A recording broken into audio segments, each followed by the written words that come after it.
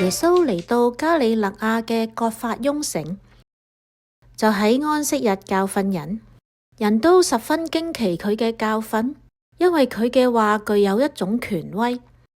喺會堂裏面有一個附咗邪魔惡鬼嘅人，佢大聲喊叫咁話：啊，納匝肋人耶穌，我哋同你有乜嘢相干呢？你嚟毀滅我哋嗎？我知道你係邊個，你係天主嘅聖者。耶穌就斥責佢咁話：唔准出聲，從呢個人身上出去。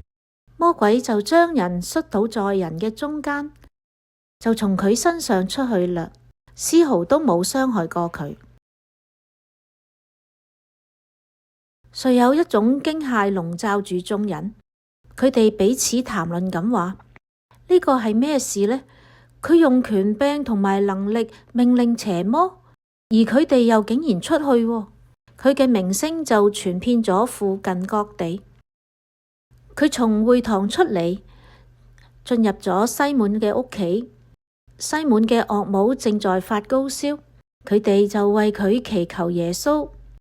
耶穌就走到佢身邊，斥退咗熱症，熱症就離開咗佢啦。佢就立即起嚟服侍佢哋。日落之後，眾人都將所有患咗各種疾病嘅，都領到佢嘅跟前。佢就將手伏喺每一個人嘅身上，治好咗佢哋。又有啲從好多人身上出嚟嘅魔鬼吶喊咁話：你係天主子。佢就斥責佢哋，唔准佢哋講話，因為佢哋知道佢係默西亞。天一光，耶穌就出咗去，到咗荒野嘅地方，群眾就尋找佢，一直嚟到佢嗰度，挽留佢唔好離開佢哋。佢卻向佢哋咁話：我亦都必須向其他嘅城傳報天主國嘅喜訊，因為我被派遣，正係為咗呢件事。佢就時常咁去猶太各個嘅會堂中宣講啦。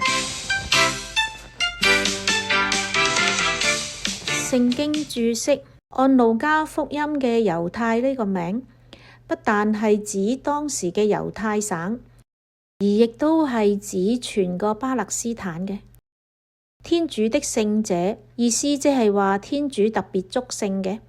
魔鬼喺呢個時間雖然唔能夠全知耶穌係天主子，但知道佢係一個非凡嘅人。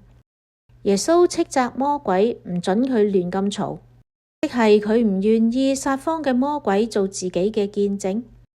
喺馬爾谷福音裏面，多數會記載耶穌驅魔嘅事，為向外教嘅讀者證明耶穌係天主，有制服一切魔鬼嘅能力。